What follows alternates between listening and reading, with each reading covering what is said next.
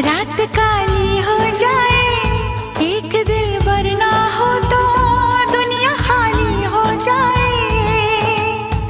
हर लम्हा दीदार करे, जीना दुश्वार करे। हाय हर लम्हा